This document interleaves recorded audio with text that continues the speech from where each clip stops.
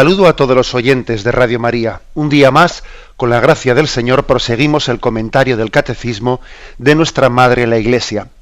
Ayer habíamos comenzado el segundo capítulo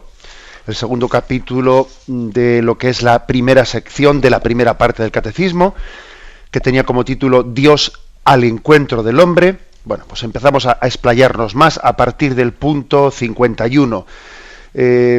En este primer artículo tiene como título Dios revela su designio amoroso. El punto 51 dice: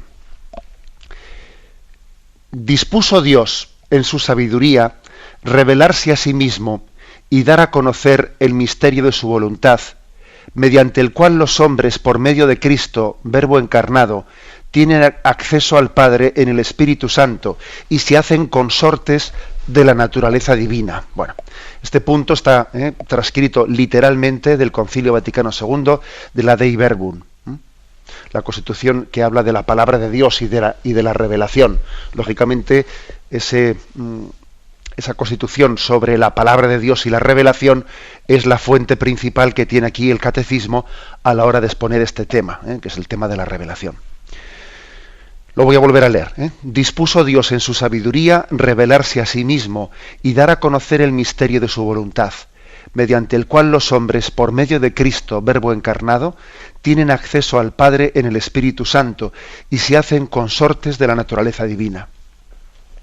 Bueno, explicito algunas de las afirmaciones, que a veces se puede ocurrir, ¿no?, que en el lenguaje teológico, en el lenguaje bíblico, se digan afirmaciones que tienen unas resonancias fortísimas, que son afirmaciones que pueden cambiarnos la vida, pero como no estamos acostumbrados a ese lenguaje bíblico, teológico, etcétera, claro, escuchamos estas formulaciones y a veces uno dice, es que, bueno, no sé, como que no termino de hacerme fácilmente al contenido, ¿no?, de unas afirmaciones que parecen tan redondas, que parecen tan perfectas en su formulación. Bueno, hay que hacer un esfuerzo, ¿no? No hace mucho, en un encuentro que tuve con matrimonios, me decía una persona, después tuvimos un turno de preguntas, y me decía una persona que, bueno, pues que la liturgia a veces tenía un lenguaje bastante incomprensible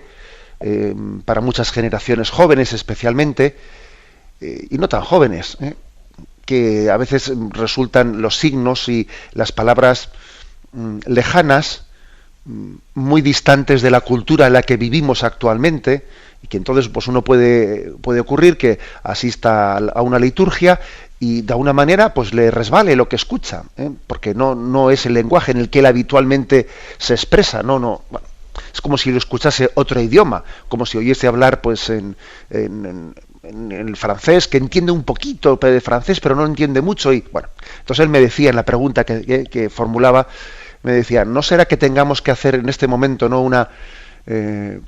un cambio de la liturgia para que tenga un idioma como el que popularmente utilizamos, etcétera, ¿no? Bueno, yo le contesté diciendo que, claro, que la liturgia transmite la revelación, que fundamentalmente está en la palabra de Dios, bueno, pero también en la tradición de la Iglesia, ¿no? Entonces, que nosotros no podemos cambiar la palabra de Dios porque está escrita como está escrita. Sí es verdad que podemos utilizar otros medios, como puede ser el de la homilía, como puede ser el de otros medios, como este mismo que estamos utilizando ahora de la radio, o momentos de catequesis, para que tengamos también una predicación de ese mensaje revelado en un nivel, en un lenguaje mucho más accesible. Claro que también nosotros tenemos que hacer ese esfuerzo, ¿no? Pero también tiene que haber un esfuerzo en el sentido contrario, un esfuerzo de cómo yo me familiarizo con el lenguaje de la palabra de Dios. ¿Cómo me familiarizo con él? Oye, el que es un aficionado al fútbol, al final acaba adquiriendo un lenguaje y un vocabulario muy próximo, que los que no son aficionados al fútbol, pues muchas cosas no se enteran de lo que están hablando, ¿no? Y el que es aficionado a los coches de carrera, pues es que tiene todo un argot. Y el que es aficionado a la informática, no digamos, ¿no? Les escuchas hablar y muchas cosas que están diciendo no las captas, porque es decir, que también nosotros tenemos que hacer, ¿no?, un esfuerzo no solo la Iglesia predicando la palabra de Dios para acercárnosla en nuestro lenguaje, sino también nosotros para familiarizarnos con el lenguaje revelado. Que nosotros no podemos cambiar la Biblia. A ver, vamos a cambiar la Biblia al lenguaje Cheli, ¿no? O sea, pues no puede ser eso. Se podrá hacer una versión para niños y cosas por el estilo, pero la Biblia es la Biblia. Bien, bueno, esto lo decía a propósito de que esta formulación del Concilio Vaticano II, pues bueno, pues afirma, está hecha pues en un lenguaje solemne teológico que vamos a intentar desmenuzarla, ¿no? Bueno, me he ido un poco por ahí. Habla de que Dios en su sabiduría, Él dispuso revelarnos su voluntad, ¿no? Descubrirnos la voluntad de Dios. Es decir, el querer de Dios.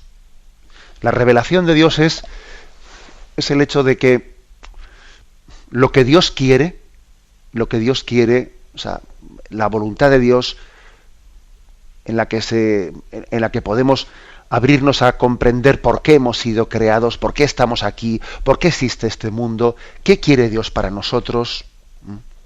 Bueno, pues esa voluntad se nos ofrece también como la nuestra. La revelación de la voluntad de Dios es que el querer de Dios sea nuestro querer. Sea lo que Dios quiera. Si Dios quiere, y ese tipo de expresiones que utilizamos en el lenguaje castellano, ¿no? De tradición cristiana. Si Dios quiere, que sea lo que Dios quiera. Es partir, o sea, estamos partiendo cuando decimos esas cosas, de que Dios sea revelado. Y la voluntad de Dios sabemos que es amorosa. O sea, que es que yo he ido comprendiendo que todo lo que Dios quiere es lo mejor. Es lo mejor. Es para mi bien. Es porque me quiere. Luego la voluntad de Dios no me da miedo, no me da susto. ¡Ay, qué susto!, ¿no? A ver que, pues como a veces decimos, ¿no? Si se te aparece y te pide, pues te aparece y te pide, pero bueno, pero sí, no me da miedo. O sea, la voluntad de Dios es mi gozo, es mi alegría. Si Dios ahora me manifestase, ¿no? Es una hipótesis que no es la cuestión ni va a suceder, ¿no? Porque Dios tiene otras formas ordinarias de hacerlo. Pero bueno, si en una hipótesis, ¿no? Dios me manifestase pues mediante una aparición sobrenatural, de una manera así directa, en pues lo que piensa de mí, lo que ha pensado para mí, etcétera. O sea, no tengo que tenerle ningún miedo, porque me ha manifestado su voluntad. Y el ideal de mi vida es que su querer sea mi querer. Ese es el ideal de mi vida. Bueno, dice además, mediante el cual, o sea, mediante el designio de Dios, por medio de Cristo, Verbo encarnado, tiene acceso al Padre en el Espíritu Santo. Es decir, que la revelación ha tenido lugar al hacernos accesibles, o sea, accesibles a Dios Padre por medio de Jesucristo en el Espíritu Santo. Que si os fijáis, esto es lo que la liturgia decimos siempre después de hacer una petición a Dios, ¿no? En la oración colecta de la misa, dice el sacerdote: por nuestro Señor Jesucristo, tu Hijo, que vive y reina contigo en la unidad del Espíritu Santo, y es Dios por los siglos de los siglos. O sea, le hemos pedido al Padre, y después de habérselo pedido, pues la petición que fuere, le hemos formulado a Dios Padre una petición. Y al final, dice el sacerdote, cuando junta en las manos, por nuestro Señor Jesucristo, es decir, le pedimos por Jesucristo, que vive y reina contigo, es decir, con el Padre, en la unidad del Espíritu Santo. Y es Dios por los siglos de los siglos. Tenemos acceso al Padre por medio de Jesucristo en el Espíritu Santo. El camino está abierto. Nadie va al Padre sino por mí, dice Jesús en San Juan, en el Evangelio de San Juan. Nadie va al Padre sino por mí. Yo soy el camino, la verdad y la vida. Nadie va al Padre sino por mí. Bueno, esta es una de las manifestaciones más fuertes del Evangelio. Cristo, camino, verdad y vida. Al mismo tiempo, Jesús es el camino, y al mismo tiempo también es la meta a la que lleva el camino. Es la meta que lleva al Padre, pero como Jesús y el Padre son una sola cosa, comparten la misma naturaleza divina, pues entonces Jesús es camino para llegar, pero también al mismo tiempo es la meta a la que llego. Camino para llegar al Padre. Este aspecto es central, ¿no? Es central porque aquí se entiende lo que es la revelación. La revelación ha cubierto una infinita distancia que nosotros no podíamos traspasar. Ese arco iris que suele aparecer cuando sale el sol en el mismo momento en que está lloviendo o en medio de las nubes, ese arco iris ha manifestado, bueno, sabéis esa lectura que tiene en el Antiguo Testamento, en el momento en el que Dios se arrepiente del diluvio que había enviado, ¿no? Y salió el arco iris, que se interpreta, se le da el significado teológico de la alianza que Dios hace con nosotros. Enviaré mediadores y al final enviaré un mediador, que será Jesucristo, que será mi Hijo. Y el arco iris es como un puente que une dos orillas, la orilla de la divinidad y la orilla de la humanidad. Dos orillas que están infinitamente distantes, pero que ese arco iris las ha unido. Bien, ese arco iris, lo explican así los padres de la Iglesia, ese arco iris es Jesucristo, la humanidad de Jesucristo, que ha unido al Dios y al hombre en Jesucristo, verdadero Dios y verdadero hombre. Cristo es el puente, es el pontífice, por el que Dios viene a nosotros para que nosotros podamos ir a Él. Él ha trazado el puente. Si ese puente no lo hubiese trazado Él, si Él nos hubiese revelado, pues la verdad es que nosotros no podríamos ni soñar, ¿no?, en tener esta intimidad que tenemos con Dios. No podríamos ni soñar en estar ahora mismo comentando esto que estamos comentando. Por cierto, que no sé si os habéis fijado en un pequeño detalle, el matiz entre la palabra revelarse con V o revelarse con B. La palabra revelarse con B, bueno, viene de rebeldía, ¿no? De rebeldía, que no tiene nada que ver, no tiene nada que ver. La verdad es que la revelación con V solamente pueden abrirse a ella los humildes. Los humildes. Abre la boca que te la llene, dice el Salmo.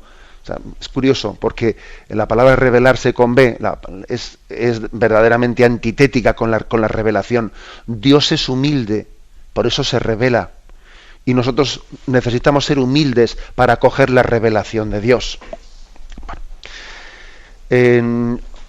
Y para rematar, ¿no?, esta expresión que estamos comentando, el punto 51 del Catecismo, que está cogido de esa Constitución Dei Verbum del Vaticano II, dice una expresión que no sé si hemos caído en cuenta en ella, pero que es impresionante.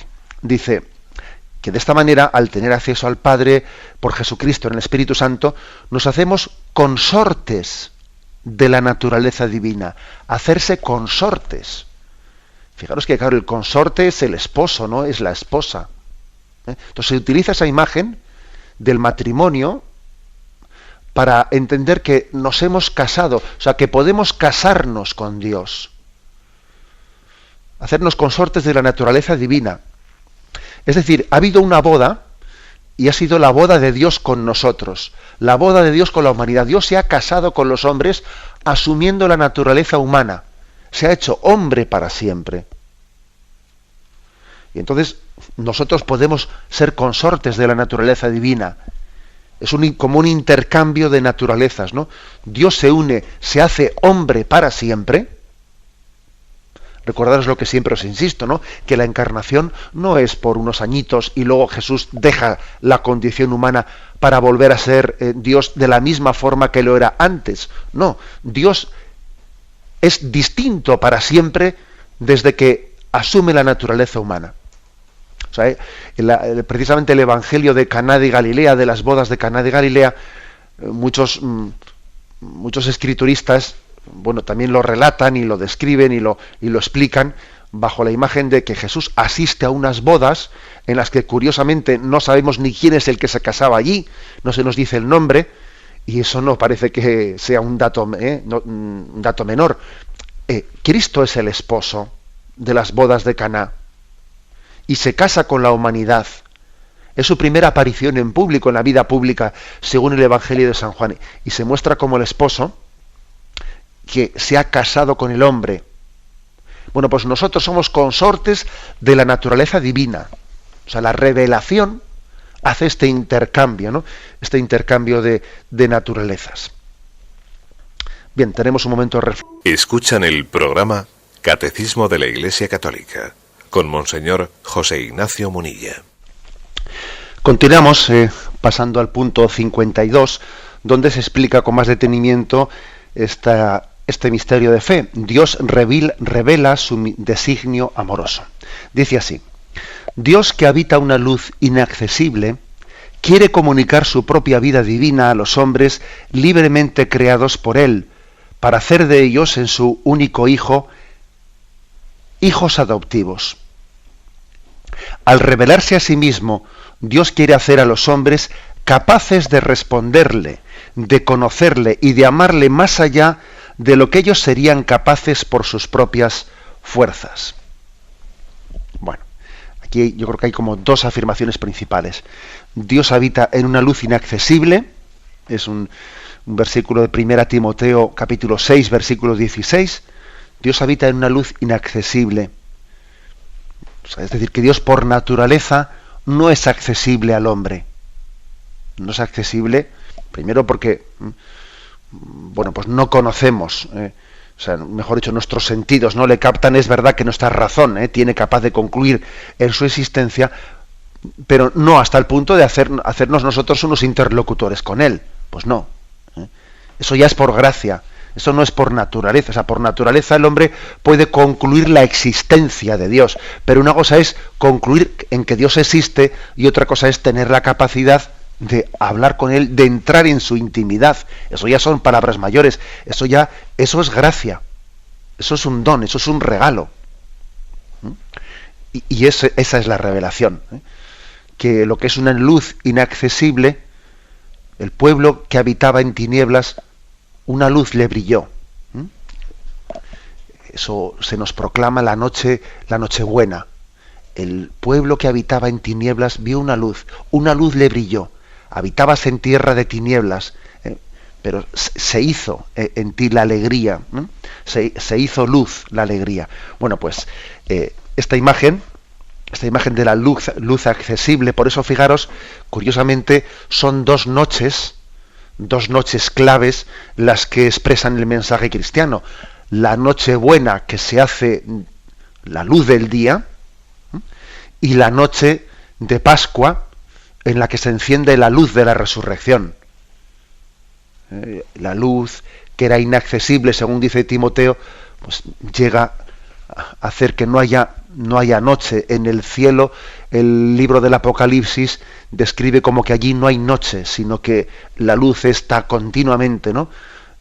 Presente, sin margen de tinieblas, sin margen de sombra alguna. Bueno, pues esta es otra imagen muy hermosa para describir qué es la revelación.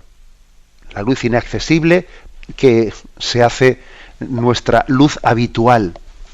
Y fijaros que, por ejemplo, cuando alguien vive desde la fe, y cuando alguien discierne lo que ocurre a su alrededor o en su vida, lo discierne desde la fe. Cuando alguien, por ejemplo, dice, bueno, pues ha acontecido esto, Dios lo ha permitido, adelante, confío en Él, Señor, quiero buscar tu voluntad, etcétera.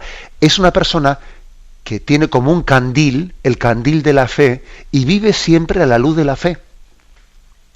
Esa luz inaccesible, por medio de la fe, es como una lámpara que guía sus pasos, que guía sus caminos. Tiene un candil, el candil de la fe, que lo ilumina, o sea, que va dando luz a todo.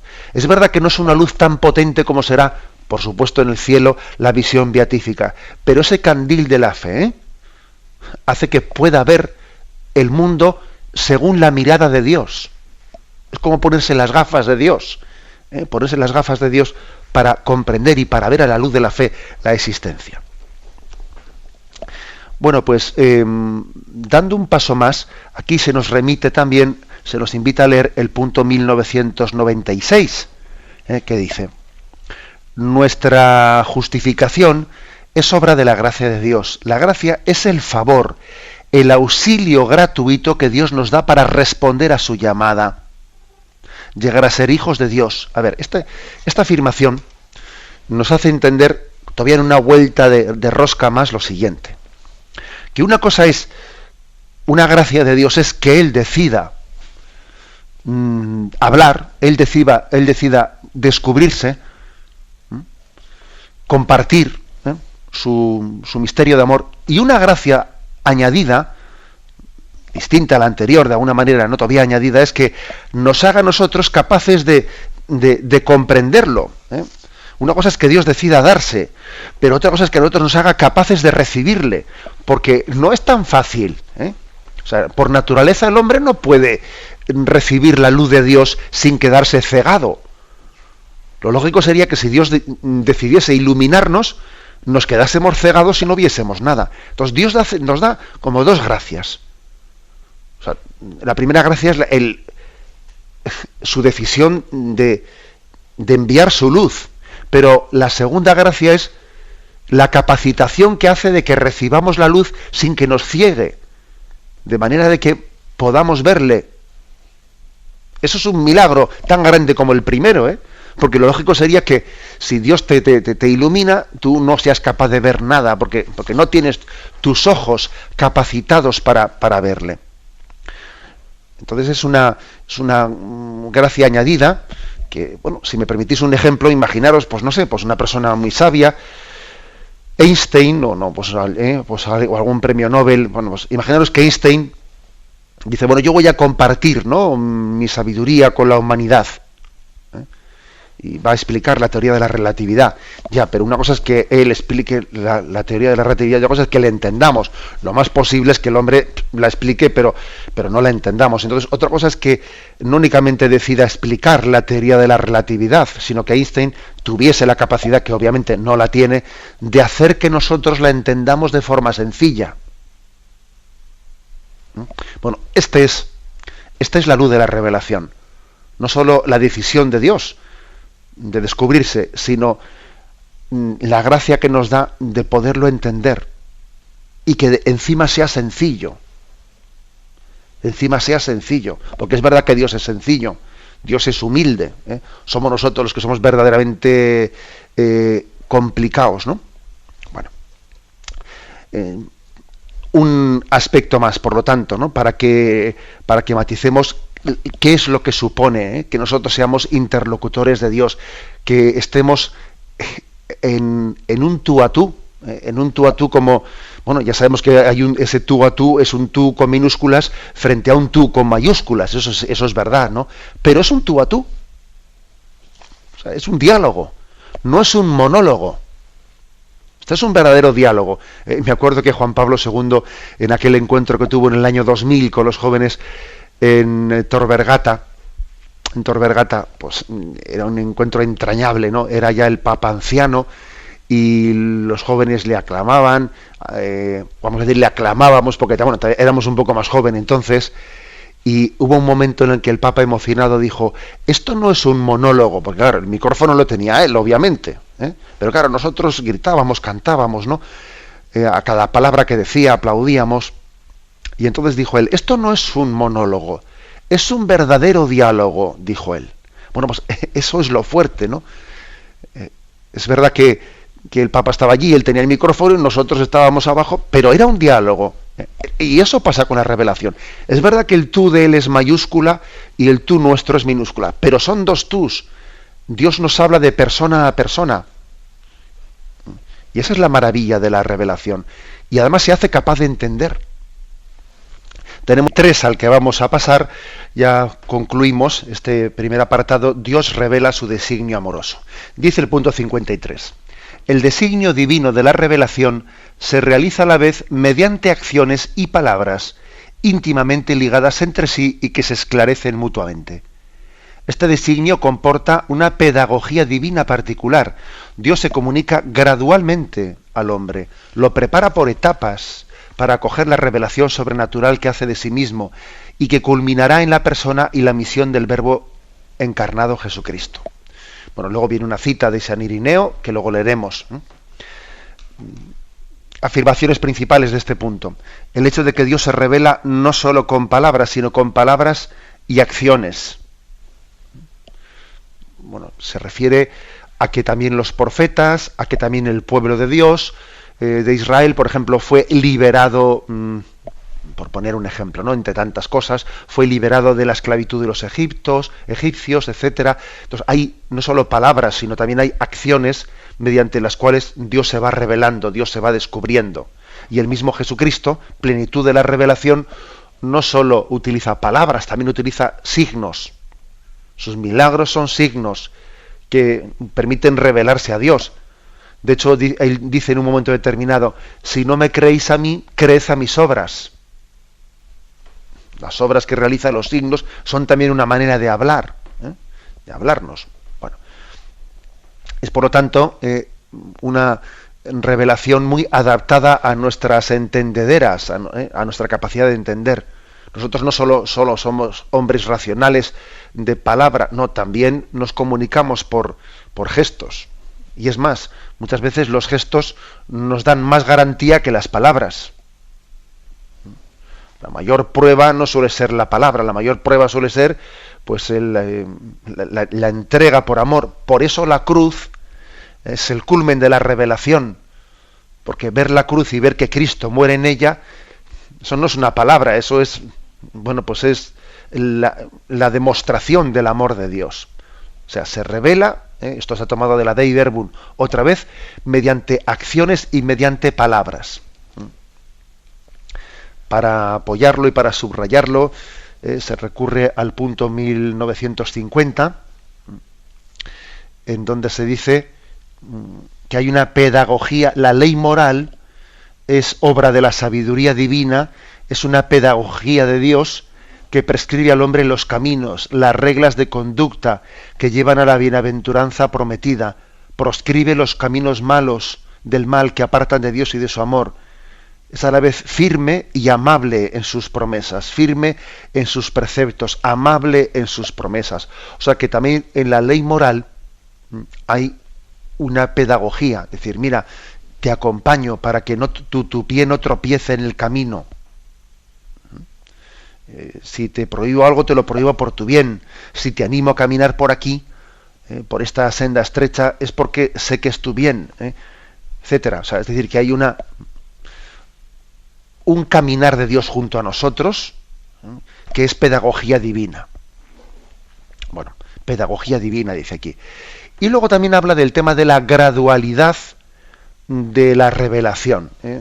¿A qué se refiere lo de la gradualidad de la revelación? Pues se refiere a que Dios no se puede comunicar de una manera pedagógica si al hombre que está muy embrutecido, al hombre que necesita una purificación muy importante, pues directamente le descubre el misterio de Dios, no sería capaz. Tiene que irlo preparando pedagógicamente. Por eso todo el Antiguo Testamento es una pedagogía para prepararnos a la llegada de Jesucristo. Y recuerdo que más de una vez, pues, algún oyente pues ha hecho preguntas del estilo de, bueno, ¿y cómo se entiende eso de que en el Antiguo Testamento se predicase ojo por ojo y diente por diente? Bueno, porque era necesario, primeramente, pues frenar las venganzas desproporcionadas que existían, digamos, que estaban totalmente introducidas y como si fuesen la forma normal de proceder. Y entonces el precepto del Antiguo Testamento, ojo por ojo y diente por diente, era una manera ya de avanzar. Porque dice, mira, si alguien te ha sacado un ojo, tú sácale únicamente un ojo, pero no te pases más. Entonces fue un avance. Ahora luego viene Jesús y deroga el ojo por ojo y diente por diente y dice, y al que te ha pegado una mejilla, pone la otra. O sea, que hay un avance. Y a veces también ha habido preguntas de oyentes que, ¿y cómo se explica pues la utilización de la violencia, pues para liberar a Israel? Porque claro, el ejército egipcio ahí cayó, fue aplastado, fue ahogado, pereció en el Mar Rojo, y entonces parece, cuando uno lee eso, parece que Dios utiliza la violencia, etcétera, etcétera. Y uno dice, mire usted, que Dios también se ha adaptado a nuestras entendederas, porque en su revelación, hasta que finalmente en Jesucristo llegó a decirle a Pedro, Pedro, guarda tu espada. ¿No sabes tú que mi Padre me podía haber enviado una legión de ángeles? O sea, pero hasta la plenitud de la revelación en Jesucristo ha habido una revelación pues imperfecta. La revelación perfecta es la de Jesucristo. Ese es el culmen, ¿no? El culmen de la revelación. Bueno, esta pedagogía, este crecimiento, a otro nivel también lo vivimos en el nivel subjetivo, porque Dios objetivamente poco a poco se ha ido revelando más, ¿no? Pero nosotros también subjetivamente nos ocurre lo mismo, que posiblemente que en un primer momento de nuestra vida estamos abiertos a la revelación de Dios, pero la entendemos todavía mezclada con muchos criterios nuestros humanos. O sea, un poco la hacemos a nuestra imagen y semejanza, la hacemos muy carnal. La revelación espiritual de Dios la hacemos muy carnal. Y según nosotros nos vamos purificando, según nosotros nos vamos desprendiendo del hombre viejo, que dice San Pablo, y vamos siendo criaturas nuevas en Cristo, entonces la revelación cada vez la vamos entendiendo de una manera más sencilla. Y dice uno, fíjate, este texto de la palabra de Dios lo que me dice. ¿Y cuántas veces lo he escuchado yo y no me ha abierto a la comprensión más profunda que hoy de repente entiendo? Claro, porque yo me voy abriendo a la revelación de una manera pedagógica cada vez más, poco a poco. Es un ir creciendo en esa. Dios tiene paciencia. Dios tiene paciencia para que vayamos creciendo. También nosotros tenemos que tener paciencia para ir creciendo, pero paciencia, pero perseverancia. Yo digo que la paciencia, para que no sea pereza, tiene que ser paciencia perseverante. Bueno, pues se nos ofrece un texto de San Irineo que dice lo siguiente. San Irineo de Lyon habla en varias ocasiones de esta pedagogía divina, bajo la imagen de un mutuo acostumbrarse entre Dios y el hombre. Dice San Irineo, el Verbo de Dios ha habitado en el hombre y se ha hecho hijo del hombre para acostumbrar al hombre a comprender a Dios y para acostumbrar a Dios a habitar en el hombre según la voluntad del Padre. Fijaros que San Irineo de Lyon es un autor del siglo II, claro, por lo tanto, y además es un discípulo de la escuela de Juan. O sea, que quiere decir que tiene su testimonio, su comprensión del Evangelio, tiene una gran importancia para nosotros, ¿no? Repito su frase. El Verbo de Dios ha habitado en el hombre y se ha hecho hijo del hombre para acostumbrar al hombre a comprender a Dios y para acostumbrar a Dios a habitar en el hombre según la voluntad del Padre. Bueno, o sea que en esa pedagogía divina, en ese ir poco a poco revelándose, San Irineo lo dice como un irse acostumbrando. Irse acostumbrando. Claro que, ¿sabéis ese famoso refrán que dice, ¿no? El roce hace el amor. El roce hace el amor. No se puede aplicar eso en el mismo nivel a Dios y a nosotros. Porque está claro que Dios no necesita de esa pedagogía de ir poco a poco para amarnos. No. Eso si lo aplicamos a Dios en un sentido simbólico, porque ya sabemos que Dios no necesita ir creciendo y poco a poco purificándose para acostumbrarse a estar con nosotros. No, Dios es perfecto, Dios es infinito y por lo tanto en su designio y en su capacidad de amarnos puede hacerlo plenamente, y de hecho lo ha hecho plenamente desde el primer momento. Pero claro, es verdad que nosotros sí que tenemos que acostumbrarnos a estar con Él. El roce hace el amor. Y entonces, en ese sentido, eso sí se puede aplicar, ese principio del roce hace el amor a nosotros, que necesitamos, ¿no? acostumbrarnos a estar con Él. Necesitamos, si me permitís un ejemplo, cuando uno va a hacer ejercicios espirituales, pues suele ocurrir que al principio, en las primeras meditaciones, no es tan fácil entrar de golpe en los ejercicios, porque uno tiene pues en su memoria muchos recuerdos, muchas cosas de las que no termina de un poco de deshacerse, y entonces necesita como pues no sé, dependiendo de cada uno, ¿no? Pero 1, 2, 3, 4 meditaciones para meterse a tope en los ejercicios, ¿no? Para no distraerse, para disfrutar de las charlas, para disfrutar de la meditación. Es un poco como la ley del embudo, ¿eh? La ley del embudo, que hace que tú le metes quieres introducir desde una garrafa a una botella pues el agua o el vino que hay, y entonces es difícil que entre directamente desde la garrafa, que tiene pues mucha más anchura, a la botella, que es mucho más estrecha. De golpe difícilmente va a entrar, se va a derramar mucho afuera. Entonces, ¿qué se hace? Se pone un embudo. Se pone un embudo que, aunque no entre directamente, bueno, va dando vueltas ahí en el embudo y poco a poco va entrando fuera. Bueno, pues, como siempre os digo, los ejemplos son, pero ese es el principio de la paciencia divina. El roce hace el amor, y nosotros necesitamos, ¿no? Pues el acostumbrarnos a estar con Dios. Os he puesto el ejemplo de los ejercicios espirituales, que uno necesita, pues desapegarse de las preocupaciones que tiene, acostumbrarse al silencio para estar con Dios, etcétera. Mientras tanto, pues igual el agua de la garrafa no entra directa a la botella, pero está en el embudo. Lo importante es que esté en el embudo y vaya dando vueltas y se entre en nosotros. El roce hace el amor. La revelación de Dios tiene que ser paulatina, no por Dios, sino por nosotros, porque Dios la podría hacer toda de un golpe. Pero nosotros necesitamos la ley de la gradualidad. La necesitamos. Para ir creciendo, para ir madurando, para ir purificándonos, porque tenemos la ley del crecimiento humano inscrita, ¿no?, en nuestra naturaleza. Bien, y por último hemos dejado sin comentar el punto 1953, al que brevemente también se nos remite para completar esta explicación. Allí decía: la ley moral tiene en Cristo su plenitud y su unidad. Jesucristo es en persona el camino de la perfección. Es el fin de la ley, porque sólo Él enseña y da la justicia de Dios.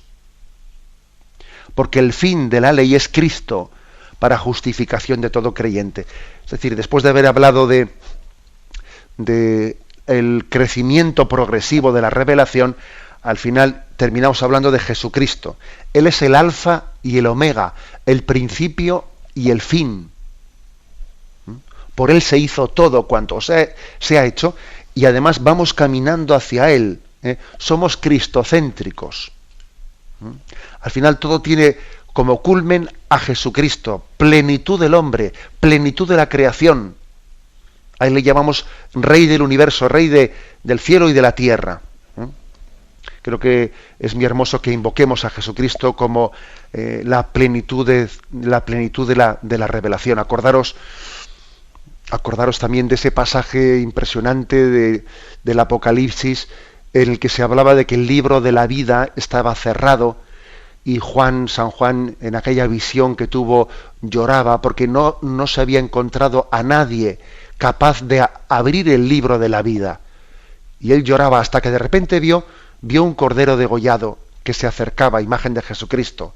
Y él fue capaz de abrir el libro de la vida, en el que por la gracia y por la sangre de Cristo está escrito nuestro nombre. Cristo, pues, plenitud de la revelación. Lo dejamos aquí y damos paso a la intervención de los oyentes. Podéis llamar para formular vuestras preguntas al teléfono 917-107-700. 917. ¿Con quién hablamos? Hola, buenos días, monseñor. Mi nombre es Miguel Ángel y llamo desde Sevilla. Adelante, Miguel Ángel. Mira, mi pregunta es la siguiente. Cuando uno lee el Antiguo Testamento, se da cuenta de que todo lo que Dios le promete al pueblo de Israel o a los hijos de Abraham, pues con el transcurso de los años o los siglos se termina íntegramente cumpliendo. Entonces, todo lo que Dios promete lo cumple. Y lo que más curioso es que uno se da cuenta de que todo tiene como una especie de cierta conexión entre el Éxodo, o sea, el Génesis, el Éxodo, el Nuevo Testamento, todo está como conectado. Entonces se podría definir más o menos el Antiguo Testamento que es como una preparación o una anunciación de la llegada del Mesías. Y mi pregunta es la siguiente: entonces, ¿cómo el pueblo judío, el pueblo de Israel, por siendo grandes conocedores del Antiguo Testamento, no vieron en Jesús la figura del Mesías y siguen esperando todavía el Mesías, cuando los hechos estaban bastante claros y era evidente por las obras y los milagros que él era la figura del Mesías?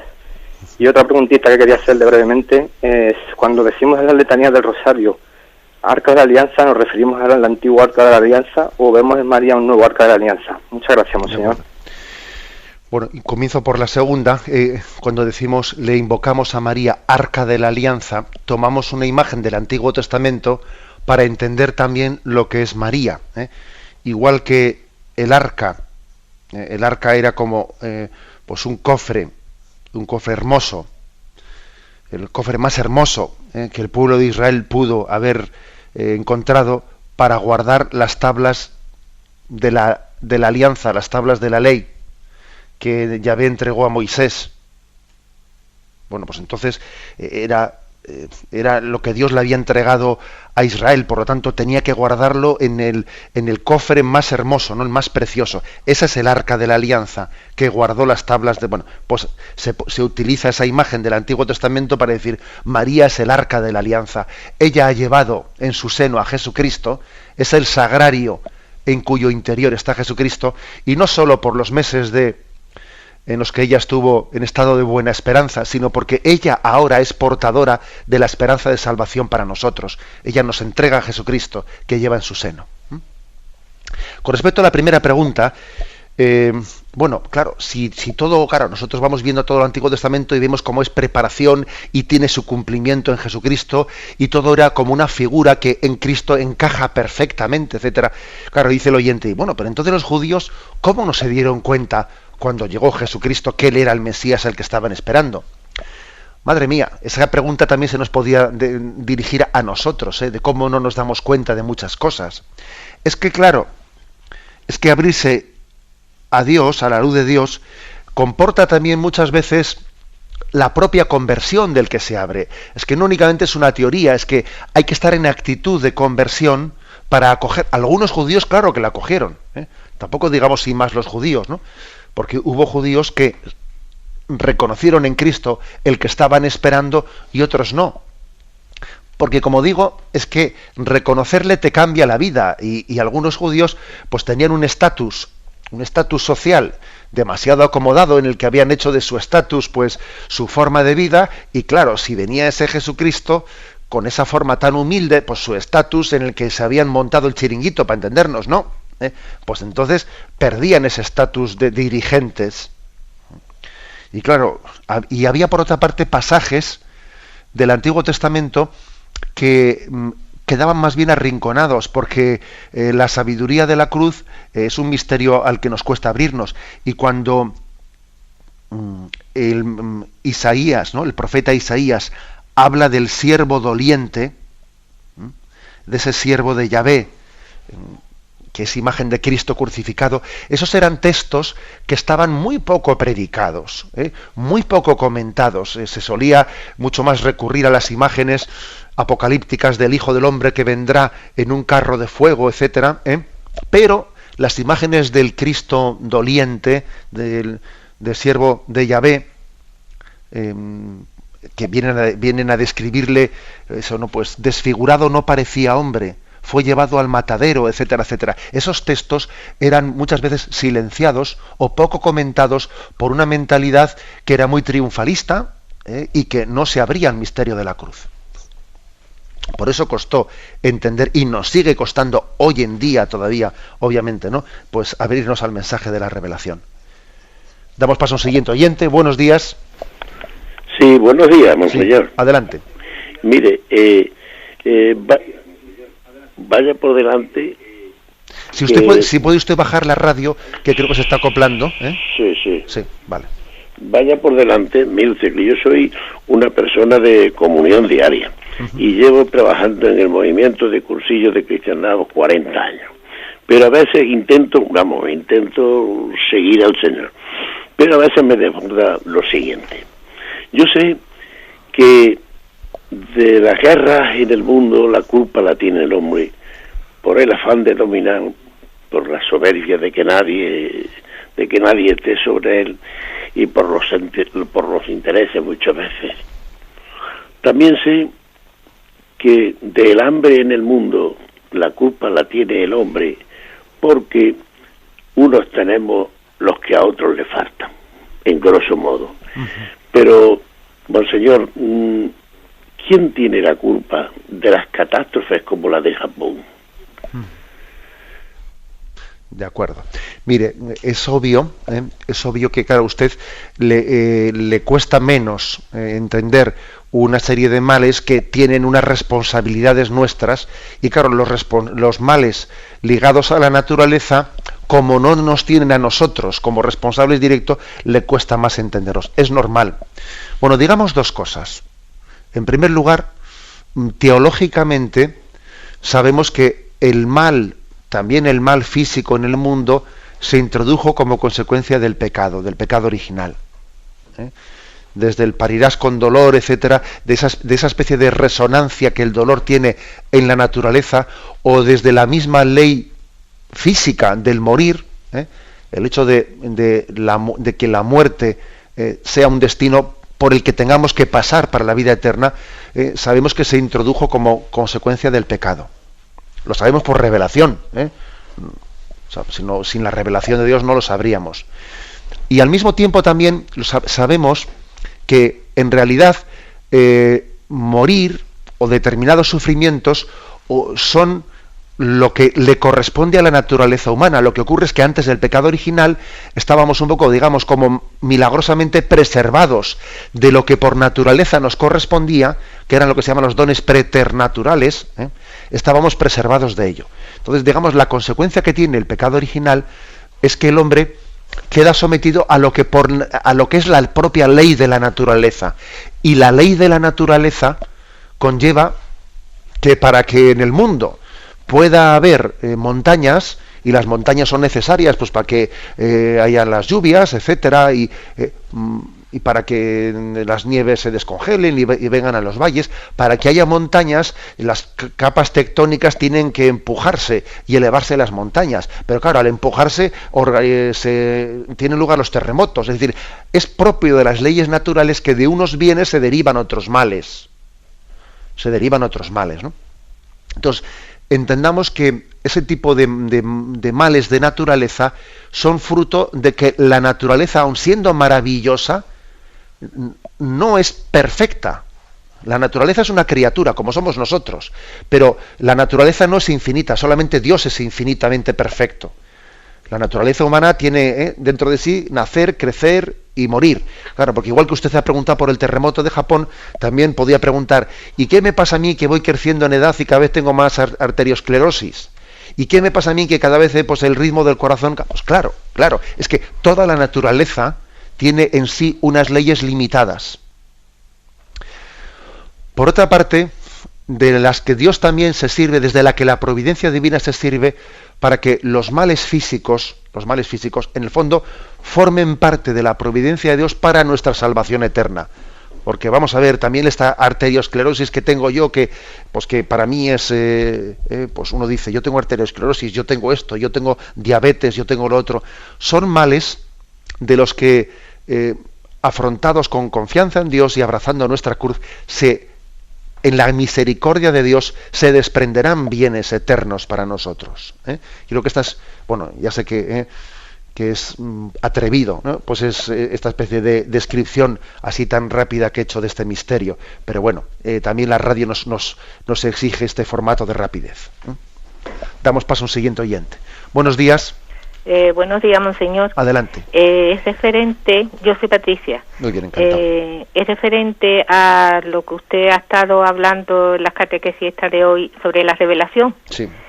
Y yo estoy leyendo en el Salmo 91, si es que quiero que usted me lo aclare más de lo que, vamos, yo tengo un cierto, ¿cómo le podría decir? Que más o menos lo entiendo, pero no del todo.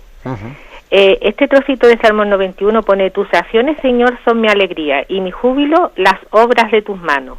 El ignorante no los entiende, ni el necio se da cuenta. Lo que pone aquí, tus acciones, Señor, son mi alegría, eso es lo que usted habla sobre la revelación, lo que acontece a nosotros diariamente, los acontecimientos que tenemos diarios. Sí, yo creo se puede interpretar en un doble sentido, ¿no? En el sentido de las acciones de Dios en la historia de la salvación, pues como Dios nos ha enviado los profetas, como Dios preparó la llegada de Jesucristo, se puede entender en ese sentido, o también se puede entender en un sentido más vivencial nuestro, de que en el día a día Dios también nos va revelando sus acciones, pues en el decir, bueno, pues Dios nos da el don de la vida, nos ha dado un hijo, y entonces uno se da cuenta que este hijo que nos ha nacido es un regalo de Dios.